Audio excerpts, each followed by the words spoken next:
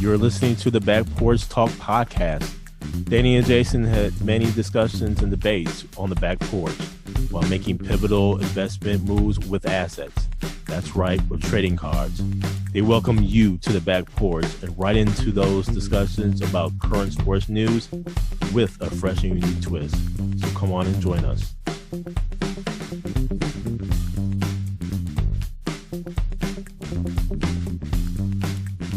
Welcome to the Back Porch Talk podcast. I'm your co-host, Jason. Co-host, Danny. Fans, we got a full show for you today. But before we get to the show, like I always say, go ahead, like, subscribe to the channel. You know how the algorithm. We need your help. But first, Danny, NBA, the finals are set. Some things regarding Formula One and a little football OTAs. But Danny, right into the NBA, where the Indiana Pacers prevail 125-108 in Game 6, taking out the New York Knicks in 6. And Danny, let me just say, this was, I think, a relatively close game in the first half. Third quarter is what did it. New York Knicks just did not come out of halftime, and they did not match the force. They did not match the effort that the Pacers had in the third quarter. I just go back to game one, man. That's where I think the series was decided. Game one, and where the Knicks had a 17-point lead in the fourth quarter, and they give it up in overtime. And I think that's where the series was decided. Some can argue, okay, they had that lapse in game one. Game two, they should have come out with a little bit more force and then ultimately tied things up, and they did not do that. I think during this offseason, the Knicks are going to really ponder, really think about what could have been. And I think there's going to be some moves made. Thibs, I think, is going to stay. I think he's learned his lesson in the need to utilize his bench more. I think the front office is going to basically have the opportunity to revamp this bench. And ultimately, these rumors about Giannis going to the New York Knicks, I don't think it's going to happen. Either way, Pacers prevail 125-108. Pacers go on to face the OKC Thunder in the finals, which starts on Wednesday. What say you, Danny, about the end of this New York Knicks Indiana Pacers series? Yeah, it was a tough L for the Knicks, man. They showed some fight trying to come back. And I thought if they won Game 6, they were going to get Game 7. But there are a couple times, man, in that game, you talk about the defense. Karl-Anthony Towns was going under screens, and that cost them a couple times.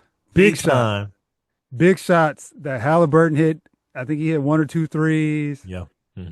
Somebody else hit a three. So that defensive lapse was, I thought, what cost them in that third quarter. And I'm not putting this all on him, but that was part of the problem, was his defense.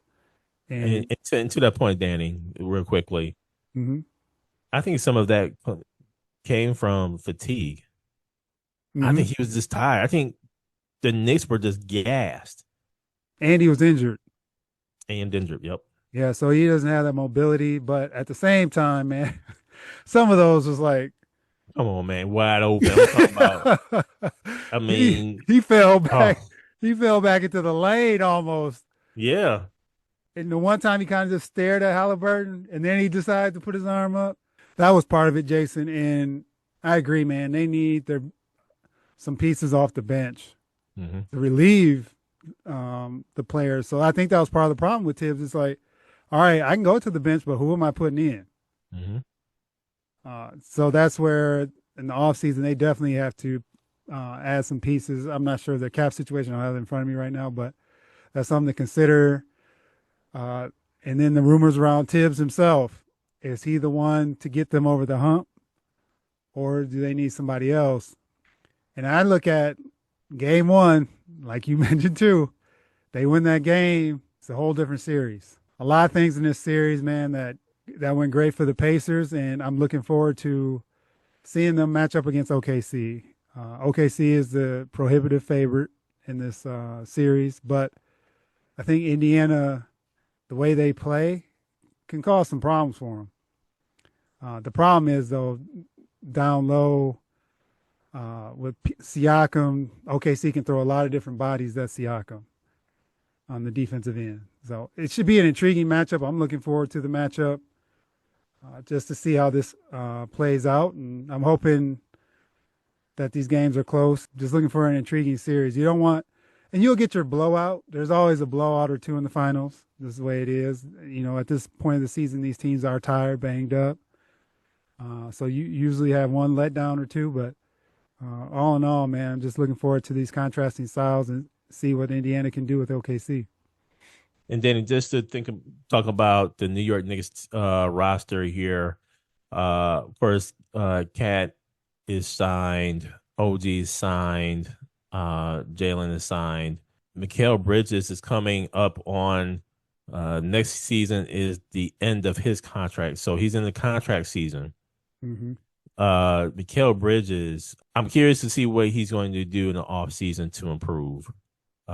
He did give Brunson some relief and bringing the ball up defensively, from a wing position. He's decent. Mm-hmm. I just think the Knicks were just gassed all the way around, man. But I'm really interested to see what Bridges does over the offseason because you got to think, man, New York gave up what, 5 first rounders to get Bridges. Yes. So I something's got to happen there. We need to see some improvement. Mm-hmm. Josh Hart signed. Listen, man, Mitchell Robinson. I think he was the MVP for the Knicks, in my opinion.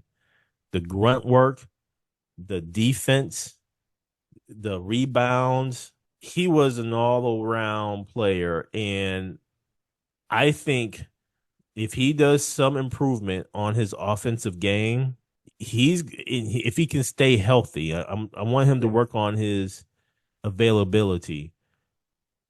And I get what the New York Knicks faithful were saying in terms of if we get Robinson back this season, we can do some things. And they did some things. He's in a contract year. So I think he's going to be balling out of control this, upcoming season. Precious Achua, he's no longer on contract after the end of this season. Mm-hmm. Delon Wright, which he actually played good, in my opinion, off the bench. Think they could have played him more. Cameron Payne, I think he can go. He's no longer on contract here. Shamit, no longer on contract. But I think they should have given him more minutes. PJ Tucker has a team option. I don't think they're going to bring him back. Not much opportunity. I mean,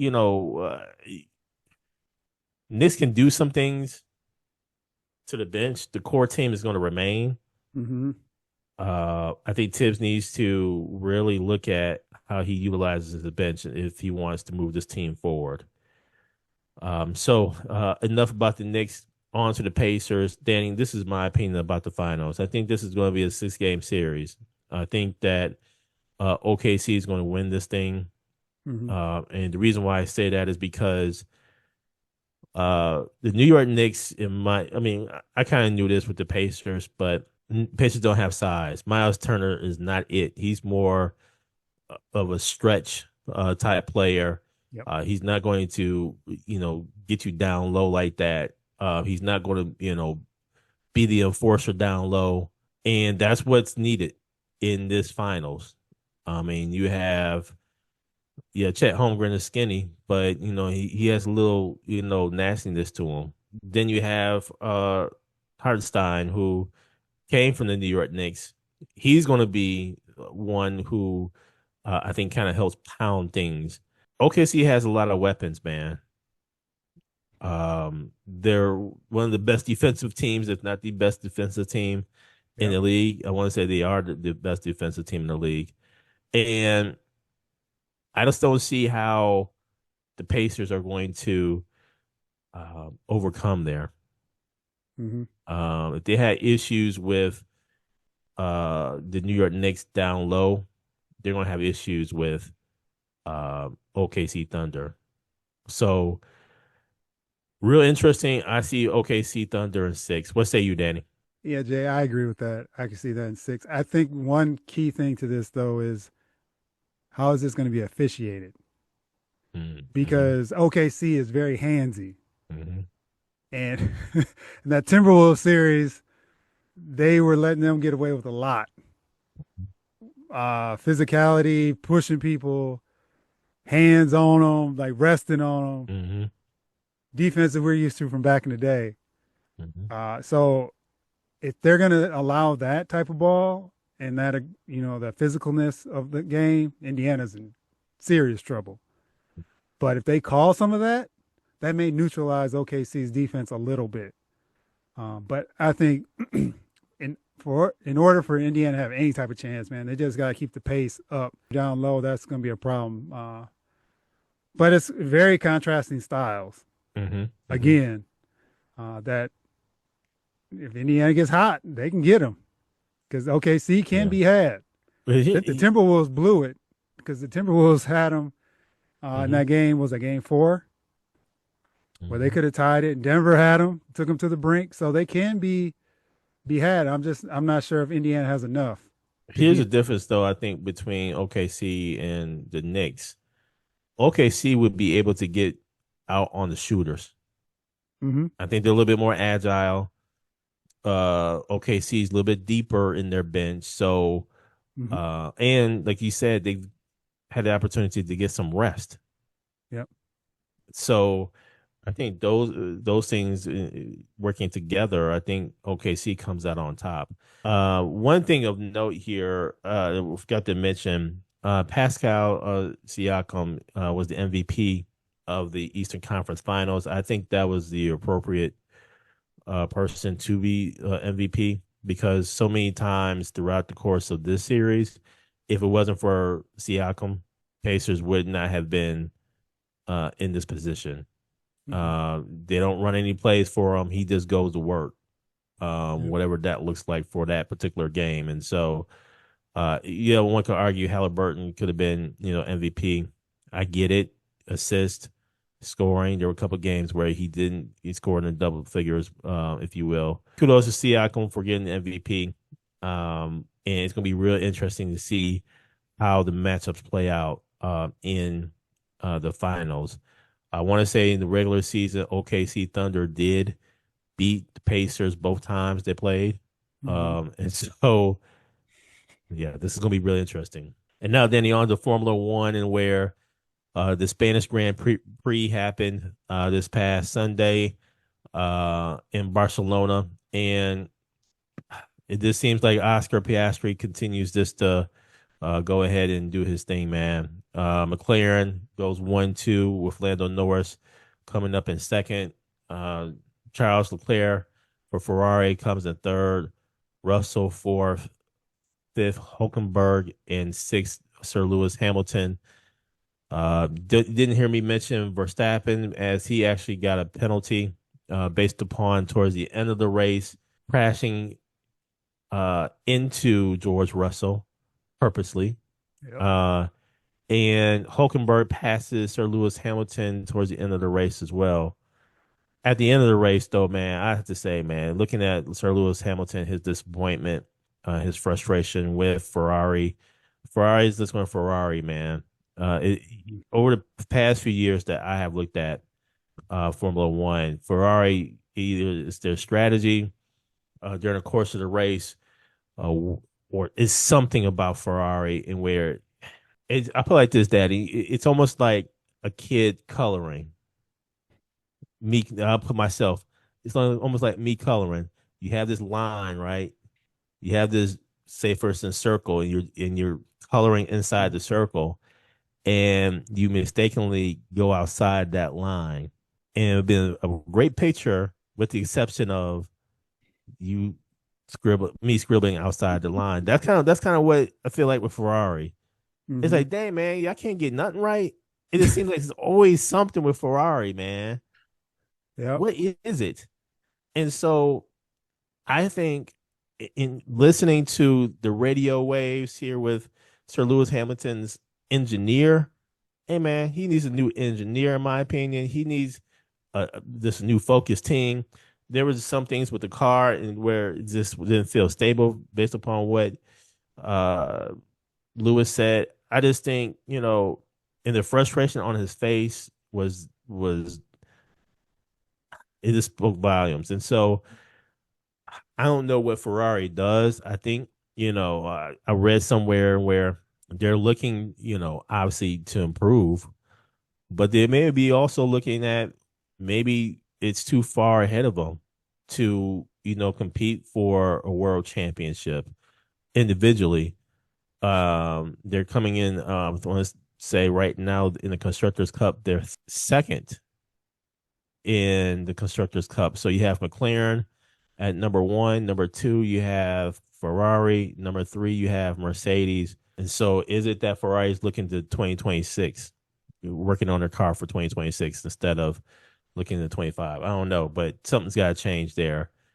So they have a week off, and the next race is going to be in Canada, if I'm not mistaken, on June 13th through the 15th. We'll see what happens. What say you about Formula One? McLaren and Norris was battling in that race. It wasn't like it was just 1-2 the whole way because Norris had fell back, and that's where Verstappen and Leclerc and Russell, they're just towards the end of that race. It was very intense. It was. And for Verstappen to do what he did, Oh, when they showed the replay, don't get me started on him, man. So good on Formula One for penalizing him for that. Piastri just straight up dominated this race. Just want to call Antonelli. He had to drop out the race for car issues. Yep. So it's the second race he's had. I know he had the issue last time. Mm-hmm. Hopefully he can get back on the right track. And yeah, with Sir Lewis Hamilton, man, go through the year. Now he's with his new team. You would think we thought he was on the up and up, right? He had a couple good races there, and then to see what happened yesterday, see how he finishes, and then see if there's changes made. For a move like that, from him going, in Mercedes to Ferrari, and for him to be in the position he's in, I hope they make some changes in the offseason. But that's a long ways away because we're still in June right now. So I hope they can get things together. And so now it's on to the next race. I'm hoping that someone can crack this McLaren domination that could slow them down a little bit just to make it a little more interesting going into the second half of the season. And now Danny on to NFL OTAs, and where OTAs definitely have happened in some instances for teams. And obviously the word about Shadur Sanders, how he's doing in the OTAs and everything, seems like he's battling. We'll see how things go, but what say you about the NFL OTAs? Well, Jason, my Falcons are a topic of conversation in the OTAs as they kick off. First with Kyle Pitts being rumored to be on the trading block as a cost-cutting move, it sounds like. But now there's an injury that he may be dealing with too. So I don't know how that's going to work as far as a trade because he is in his final year and all this stuff. So a lot going on there. And then also on the Kirk Cousins front, it's post-June. So if he were to get cut, it's like a $27.5 million cap relief for the Falcons. Also, is he still going to possibly go to the Steelers? Because this whole Aaron Rodgers thing is still hanging out over everyone's head. And what is going on with that, man? I don't know. Maybe he just doesn't want to do OTAs. I don't know. But if I'm the Steelers, do you make that move for Kirk Cousins to just be done with it? I would be done with Aaron Rodgers.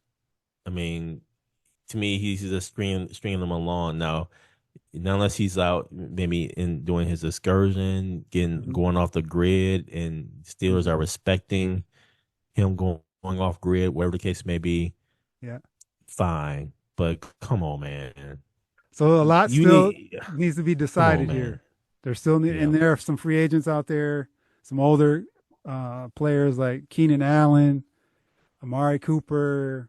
So there's some people out there that may still get signed, off the free agent wire. And then just want to shout out Cam Ward for the Tennessee Titans.